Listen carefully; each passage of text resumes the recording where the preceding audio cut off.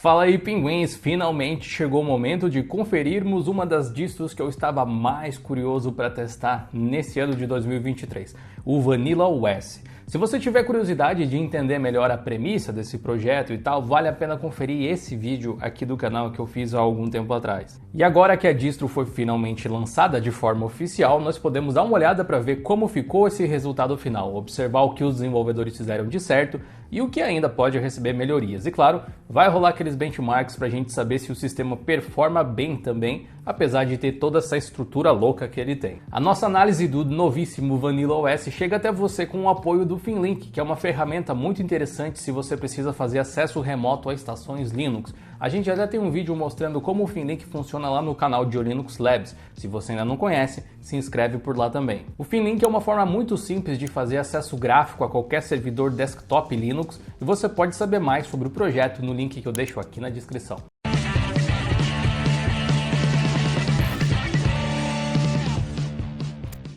Antes de mais nada, é preciso entender como o Vanilla OS funciona, porque para um desavisado ele pode parecer simplesmente um sistema como qualquer outro ou como um GNOME padrão, sem muitas modificações, muito fácil de se confundir com o Fedora, por exemplo. O Vanilla OS é um sistema baseado em Linux, derivado do Ubuntu, mas o principal elemento que liga ele ao sistema da Canonical é o kernel e a estrutura do sistema. Apesar dos repositórios estarem lá, idealmente eles não serão utilizados para você instalar aplicações para você mesmo, ao menos não diretamente no sistema. O Vanilla OS deve acompanhar os lançamentos do Ubuntu normalmente, com upgrades entre versões acontecendo sempre que uma versão nova sair. Mas diferentemente do Ubuntu da Canonical, o GNOME utilizado é o Vanilla, sem modificações. A Canonical coloca aquela barrinha do lado e tal, o Vanilla OS deixa o GNOME Vanilla justamente. Por baixo dos panos, o Vanilla OS é um sistema imutável, assim como o Fedora Silverblue. Esse é um vídeo interessante, inclusive, para você assistir sobre imutabilidade, se você quiser conhecer um pouco mais sobre esses termos e o que eles realmente significam, mas eu vou tentar simplificar aqui para você entender pelo menos. Apesar das semelhanças, o Vanilla OS usa tecnologias diferentes da do Fedora para conseguir um efeito parecido para o usuário final, do Fedora Silverblue no caso. E vai até um pouco mais além, na verdade. É completamente diferente da estrutura que o Ubuntu utiliza atualmente. Primeiramente, o sistema de arquivos do Vanilla OS é o BTRFS, que, como todo sistema de arquivos, tem várias propriedades ali em relação ao trato com os arquivos, mas eu diria que ele é particularmente reconhecido por permitir snapshots, entre outras das suas qualidades. Os snapshots podem ser utilizados para você meio que voltar no tempo. É parecido com os pontos de restauração do Windows, mas funciona de um jeito um pouco diferente. Inclusive, o Vanilla OS não tem nenhuma ferramenta gráfica para gerir esses snapshots no momento. Não tem nada no roadmap, por hora também, não que eu tenha visto pelo menos, mas você pode usar uma ferramenta como o Timeshift para tirar proveito fácil desse sistema de arquivos e dessa forma de fazer backup e restauração de forma gráfica. Ou, claro, operar os recursos via terminal, caso você tenha conhecimento para isso. Aliado ao BTRFS, nós ainda temos o APRoot, que é uma tecnologia que tira proveito de um particionamento diferenciado do sistema, criando duas partições root, A e B, que são basicamente espelhos uma da outra. As alterações ao nível de sistema são aplicadas e espelhadas nessas partições somente se as modificações ocorrerem com sucesso.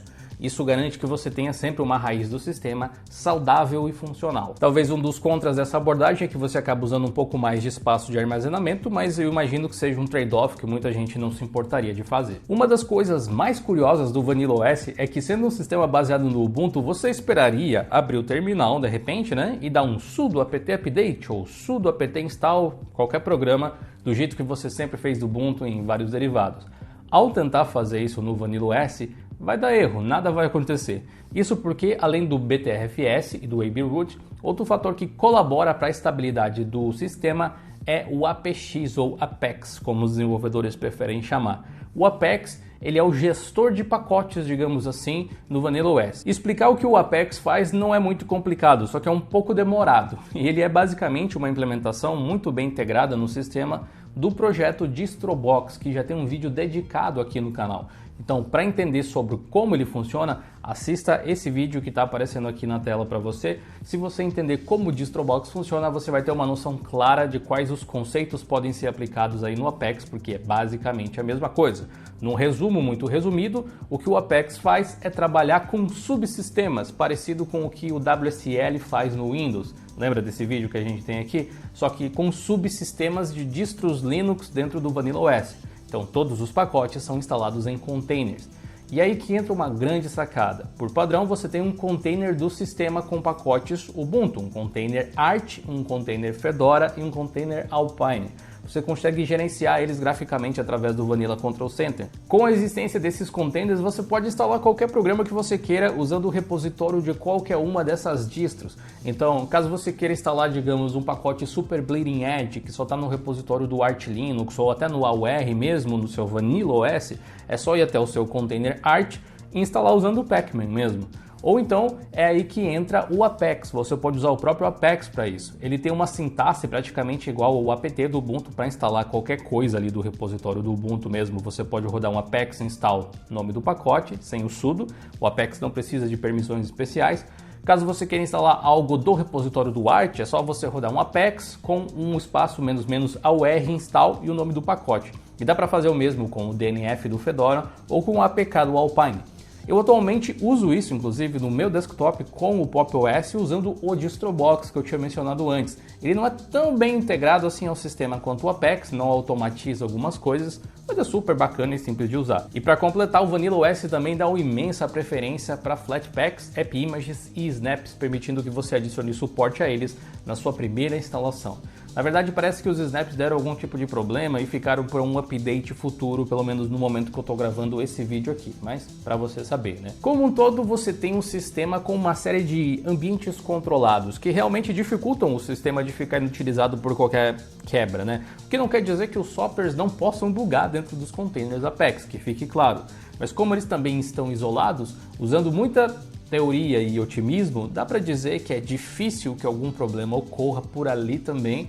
E se acontecer, não vai inutilizar o seu sistema, que é a ideia do sistema imutável, do sistema mais difícil de quebrar, mais confiável ou algo assim. E assim, parece tudo muito lindo, né? Mas é muito comum que o primeiro lançamento de qualquer sistema tenha problemas. E o Vanilla OS teve vários dentro da minha primeira experiência aqui nessa última semana, eu diria. E o processo de instalação do Vanilla OS, ele é um pouco diferenciado, ele me pareceu ter um instalador próprio que eu não tinha visto em nenhum outro lugar. Tem um visual bem agradável, mas enquanto a UI estava muito bem tratada, a UX não foi muito bem pensada, eu acho. Os menus de seleção são um pouco difíceis de manejar se comparado a outros instaladores populares do mundo Linux. A seleção de time zone, por exemplo, pode ser desnecessariamente confusa para quem está começando e não sabe que tem que digitar aí Paulo, sem acento. E com o underline, né, para você poder selecionar o horário corretamente, já que aquela busca que tem ali não funciona muito bem. Depois de instalado, o primeiro setup permite que você faça algumas configurações, entre elas instalar codecs para multimídia e adicionar suporte a Flatpak com FlatHub e App Images, assim como a opção de você instalar ou não alguns softwares adicionais para o sistema, como o LibreOffice e alguns utilitários. Ou seja, o Vanilla OS pode ser muito minimalista ou um pouco mais carregado, conforme você desejar. A minha primeira instalação ficou completamente bugada porque não tinha nenhum prompt indicando a necessidade de conexão com a internet.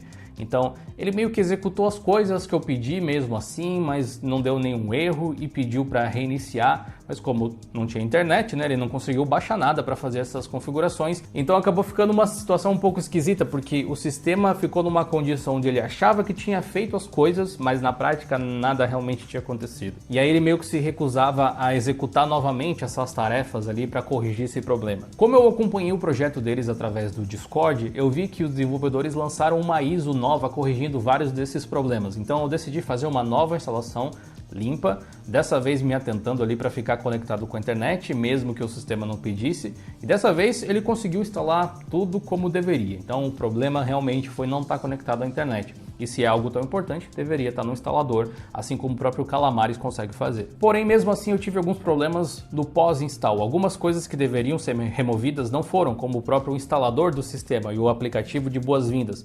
Duas coisas que geralmente saem depois do primeiro setup. Então, Se eu não alterar essa configuração manualmente, toda vez que eu dou boot no Vanilla OS, ele abre a telinha para fazer a instalação do sistema. Aliás, segundo os desenvolvedores, o primeiro setup tem como objetivo ser o único momento onde você vai ter que se preocupar com a manutenção do sistema ou configurações. Todo o restante deve ser feito automaticamente de uma forma que nunca quebre. É uma premissa bem interessante se funcionar, acredite você se quiser, mas let's play ball. O único app fora do ecossistema GNOME que deve aparecer ali é a central de controle do Vanilla OS, que é aquele app que eu tinha mencionado antes, onde você gerencia os seus subsistemas, além de outros pacotes tipo LibreOffice, se você instalar. Ali, além dos drivers da NVIDIA, você também tem uma aba para gerenciar as atualizações do sistema. Ele mostra aí a data da última verificação, quando você pode agendar os updates, e fica bem vago, porque eu só vou poder marcar esses updates semanalmente ou mensalmente, mas sem especificar demais, além de não ter como desligar os updates automáticos, pelo que eu entendi. Existe também um conceito de Smart Update. Esse sim pode ser desligado, que é basicamente para você não fazer atualizações se o laptop tiver com pouca bateria.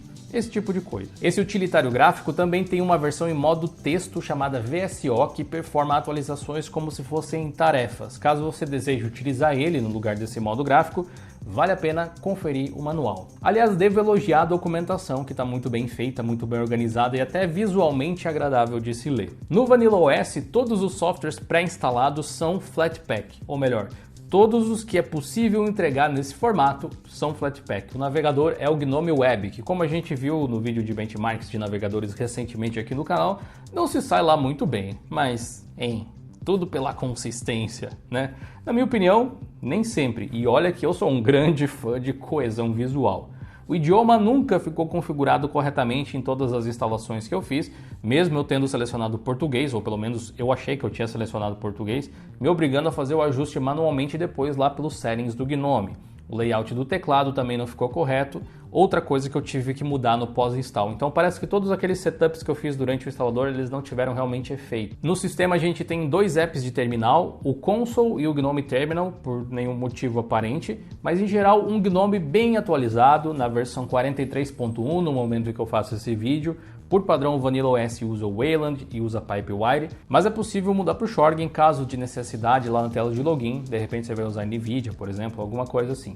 O kernel segue o do Ubuntu e como o Vanilla OS é baseado no 22.10, o kernel é o 5.19, que é relativamente novo até, mas não é a última versão. O Mesa fica na versão 22.1, que também é atualizado, mas não é a última versão necessariamente. O que nos leva aos benchmarks. Aqui você vai ver uma comparação do Vanilla OS com o Ubuntu 22.10, que é o sistema no qual ele se baseia. E a gente vai adicionar aqui o gráfico também dos sistemas com melhor e pior performance que a gente já conseguiu nesses testes, para você ter uma ideia do teto e da base, né? De qual é o valor mais alto e qual é o valor mais baixo que a gente já conseguiu. Para ver os dados completos com esses 4 sistemas e todos os outros que a gente já testou, é só você conferir uma planilha que está disponível em geolinux.com.br/benchmarks. Fechado? Nosso primeiro teste renderizando cenas com o Blender trouxe uma performance semelhante entre o Vanilla OS e o Ubuntu 22.10, a distro no qual ele é baseado, com maiores diferenças na cena Monster. Porém, o resultado não é dos melhores, assim, e as duas distribuições na realidade ficam um pouco abaixo se comparados aí com os líderes desses testes no momento. Em termos de performance, a gente vai ter uma semelhança no Vanilla OS com o Ubuntu em vários testes. Na Unengine Superposition, por exemplo, eles ficaram quase que empatados, olha só. E na verdade, com ótimos resultados empatados. O Vanilla OS agora é a distro Linux com maior pontuação nesse teste até agora. No teste com o Geekbench, o resultado em single core foi o próximo entre as duas distribuições, ainda assim bem atrás dos primeiros colocados e bem na frente dos últimos, então é um resultado mediano. Em multicore o resultado é praticamente idêntico, a gente pode dizer que no geral, então, é uma performance mediana no Geekbench. No teste com o Firefox, no WebBase Mark, também tivemos um bom resultado. No caso do Vanilla OS, eu precisei instalar o navegador nele, e eu fiz através da loja de apps, ou seja, nós não estamos utilizando um Firefox em Flatpak. O resultado do Vanilla OS coloca ele aí entre os principais resultados desse teste até o momento, sendo que o Ubuntu Unity 22.10 e o Ubuntu 22.10, que é base do Vanilla, são o primeiro e o segundo lugar, respectivamente, no momento.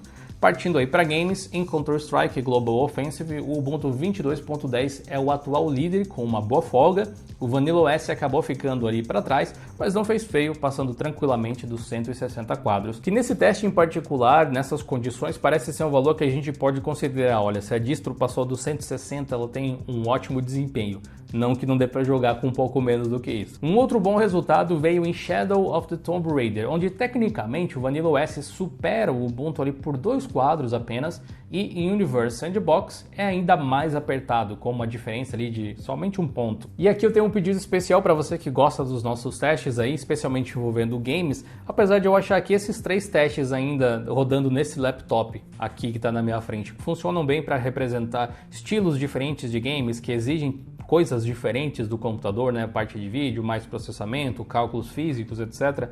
Que outros jogos você acha que seria interessante a gente testar? Desde que rode nessa máquina aqui, pelo menos razoavelmente bem, a gente pode tentar fazer para vocês e trazer em futuros testes. Apesar de muito interessante, o Vanilla OS chegou apenas na sua primeira versão. Tem muita estrada pela frente para se consolidar de fato. Muitas das perguntas que talvez você tenha podem ter sido respondidas por um dos desenvolvedores em um vídeo recente que eles postaram no canal deles no YouTube. Então tenha certeza de conferir, eu deixo o link aqui na descrição para você dar uma olhada. Se você for lá, escreve alguma coisa tipo, eu vim pelo Dio Linux, coloca ali nos comentários, beleza? Entre os vários problemas chatos que eu tive, eu não encontrei nenhum assim que me impedisse de usar o sistema, pelo menos na segunda instalação, né? O que já é um bom sinal, eu diria. Mas eu imagino que um sistema como o Vanilla OS pode incomodar um pouco se você é daqueles usuários, sabe, que gostam de customizar absolutamente tudo.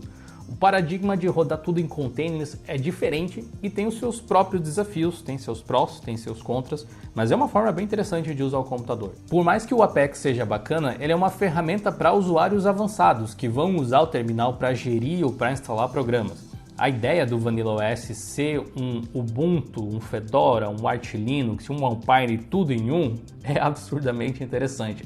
Mas, felizmente até, não é exclusiva dele, vide o DistroBox que eu tinha mencionado antes. Aliás, fator curiosidade, o Apex usa o Podman para gerir containers por baixo dos panos, então você já tem um Docker, entre aspas, aí pré-instalado para rodar o que você quiser. Como é um projeto novo, eu só recomendo para você se você for o tipo de usuário que está acostumado a resolver problemas e não se incomoda em ter que aprender algo novo que pode ser bem diferente do que você já sabe. Sabe, aquele tipo de pessoa que não se importa em ler documentações, esse tipo de coisa. E eu digo isso porque tem muita gente no meio dessa galera do Linux que adora ficar dizendo pro povo de Windows que esse pessoal tem que ser mais mente aberta para aprender coisas novas, mas esse mesmo pessoal, uma vez que aprende uma distro muito bem, nunca mais larga o osso. Se você for meio assim, eu não tô julgando, cada um, né? Acho que você vai só se frustrar quando não entender por que alguma coisa não tá funcionando como você costumava saber que funcionava dentro do Vanilla OS. Para galera que não é usuário avançado, e eu vou definir isso como pessoas que não vão tocar no terminal, o Vanilla OS oferece uma experiência padrão do GNOME. Se ela é boa ou ruim, depende dos seus conceitos e expectativas. Tem várias extensões disponíveis por padrão, nenhuma delas ativa, e claro, você pode adicionar mais se você quiser customizar um pouco a sua experiência utilizando o próprio aplicativo que vem com o sistema. Mas acima de tudo, para você que não vai usar o terminal, o Vanilla OS vai funcionar se tudo que você precisa já está disponível em Flatpak ou AppImage ou alguma coisa assim. Se não for esse o caso, é melhor dar uma guardada ainda porque o Vanilla OS não parece pronto para você. Inclusive, que tal você comparar o que o Vanilla OS está fazendo com o que o Fedora Silverblue faz? No vídeo aqui do lado eu te mostro como ele funciona. E não esqueça de comentar o que você achou dessa primeira versão do Vanilla OS. Eu consigo inclusive me ver utilizando um sistema assim no futuro, quem sabe? Mas particularmente acho que eu vou esperar o projeto amadurecer um pouco mais para fazer um teste para valer na minha máquina de trabalho.